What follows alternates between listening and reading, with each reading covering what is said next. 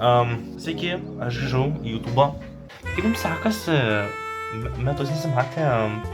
O dabar imame telefoną ir paskaitome komentarus, nes man atrodo, man reikia šiek tiek jums čia paaiškinti gal kai kurios dalykus.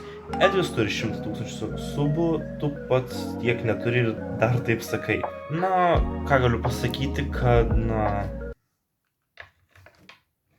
taip, aš neturiu 100 000 subscriberių, bet turiu beveik 500 ir mane tai šiek tiek, aš toksai, kaip aš turiu 500 subų, neįsivaizduoju.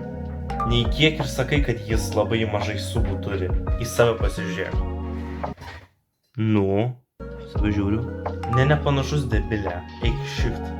Ai ne, eik šikt. Labai žemaitiškai. Sakai, kad Edvis neturi subų, tai kad pats neturi subų. Nu bent daugiau už tave, o tavo balsas net tavęs net merga nenorėtų. So, gal pasijutai Edvis geras? Tu durnas, 125 000 ir daugiau tau mažai, pats 400 turi seniai, ką tu kalbi? Tu kvaily, Edvis geresnis už tave. Tu net ne youtuberis, aš tai youtuberė, mano kanalą pavadinimas. Gerai, dabar einame paskaityti komentarų iš mano užduokite klausimų video. Tylėk merga, pasižiūrėk į veidrodį gaidį. Ru, esi labai jausus. Nebežiūrėk Simpsonų. Ar tave kažkas laiko už juosinių, nes tu atrodai labai išsitempęs.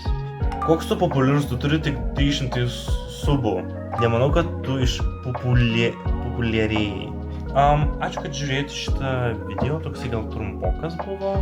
Su komentarais tiek. Ką aš galiu pasakyti, tai kad aš tie, kurie žiūrėjo šį video, laukite mano video kito, kuris turėtų būti tikiuosi greitai.